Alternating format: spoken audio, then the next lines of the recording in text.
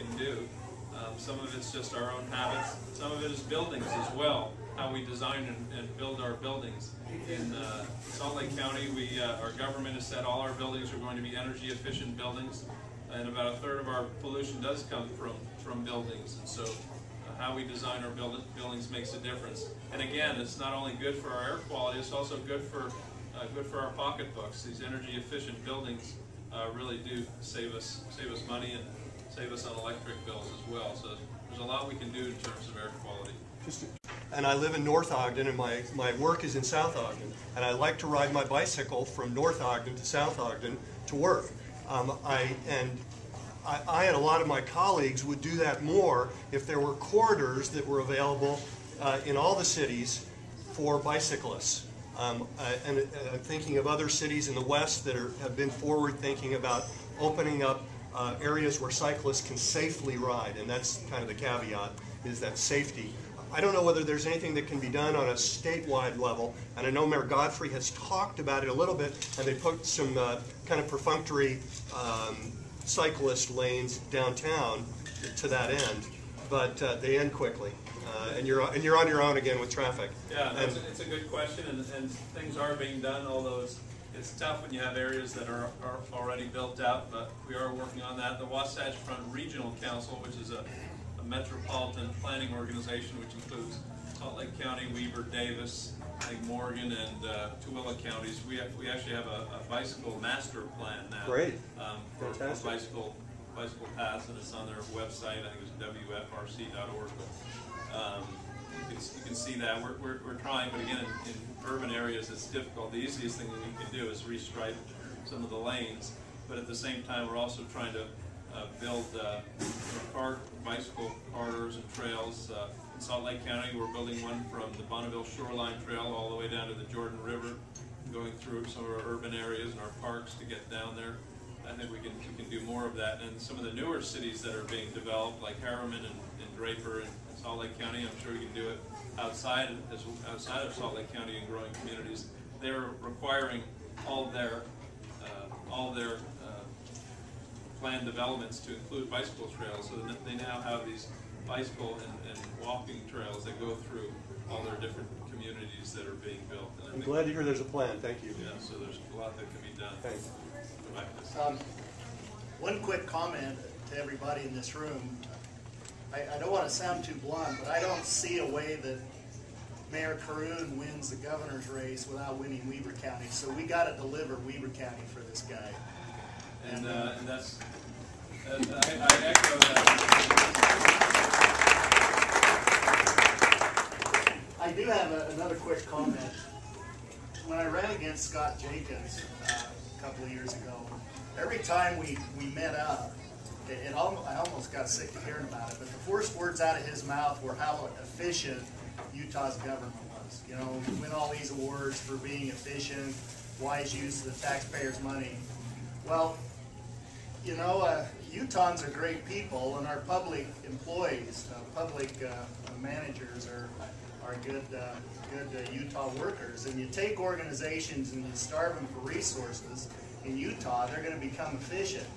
The only way that our legislature and our governor contributes to that is by starving them for resources. But there's a difference between being efficient and effective. And the policymakers, we should be judging them not on efficiency, but whether they've been effective. And I think that we need to hold them to account on that.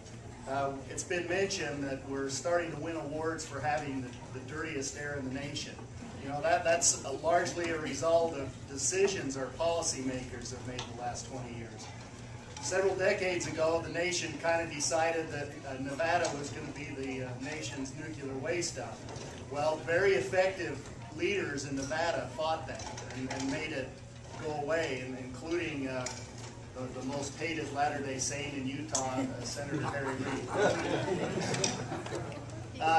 There's a demographic catastrophe coming in our public schools where there's more students coming, and our teacher population is aging. A lot of them are retiring soon, and a lot of the teachers that the state taxpayers are paying to educate and prepare to be teachers are following the that free market principle that the Republicans love so much, and are choosing to go to neighboring states because they get more money. And there's so many things where, yeah, maybe we're using taxpayers' money efficiently, but our policymakers have not been effective in leading the state. I agree. That's probably the best statement I've heard to portray what is happening. People say we're the best managed state, but I disagree. I think, as you said, workers are efficient because they've been starved, essentially starved to death, and learned to be efficient, but our government is not run effectively. On education, you mentioned, there really is no investment plan for our education system for the future. I don't see it. And even Rich Kendall, who you may know is involved in higher education, says the same thing. Same with economic development. There's no real investment plan for economic development in this state. We have this sort of one-off system where we pay companies to come here to Utah. Oftentimes we pay them to come here and then compete with our local companies, and puts our local companies at a disadvantage. So there really is no economic development strategy. I think Governor Huntsman did have some good ideas with the cluster system that he put in place, but really there's no program to expand economic development that I've seen, other than sort of the one-off corporate welfare that you see. So I think you've hit the nail on the head. Same with growth planning. I mean, you look at the Wasatch Front especially. There really hasn't been tremendous leadership in how we grow as a community. I'm on the board of Envision Utah, and I think they do a great job of coming into communities and saying, how do you want to see your communities grow? And then you try to develop a strategy around that. I haven't seen that coming from our state government. I see some of our local governments doing it. And not to brag again, but in Salt Lake County, we just created something for the first time. It's called the County Cooperative Plan. This is the first time ever this has happened. We've had all 16 cities in Salt Lake County give us their master plans for their build-out. We took all of them, put them into one place. It's also the first time we've ever had a plan where all the streets aligned with each other, city to city. That was interesting. But now we have a growth plan for Salt Lake County to look like, to see what it will look like as we grow out, and then we can plan together rather than everybody planning for themselves. I think it just makes a whole lot of sense. So you're very right. We may be efficient, but we're not always very effective in how we govern in this state. And I keep thinking, I wonder who does run this state, because I think the governor's the face of the state, but I don't see him running it. I don't see any. I know a lot of these people up there. I don't really know who the person is who really oversees the governing of this state. Gail Rosica. Yes. Don says it's like the man who taught his horse to eat straw. Very efficient, but not very efficient. Yeah. Good quote. I just have a question back to the air issue. Why is there any way that there can be incentives to get people on bad air days, on red air quality days? That I thought at one time that when the rail came in, that it was going to be free to the public to discourage them from driving the car on red days. Is there any? It's free February 12th, just so you know. UTA has announced a free day on February 12th, which happens to be a Friday when state workers aren't working. No, there's a way that you can use it.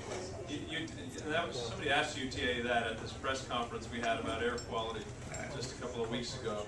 UTA essentially said, and in some sense I agree with them, they're 100% dependent on sales tax for their revenues, and sales tax is one of the least stable revenue sources, so they just can't afford to do it. And our state government certainly doesn't have a lot of respect for UTA, and usually looks to cut their funding for projects. So I think it makes a lot of sense. I think it'll probably take our governments and our businesses to start. In Salt Lake City, I know, gives their employees free UTA passes. Salt Lake County, we give them discounted passes. I think the state does as well. But we need our business community to get involved with that as well. But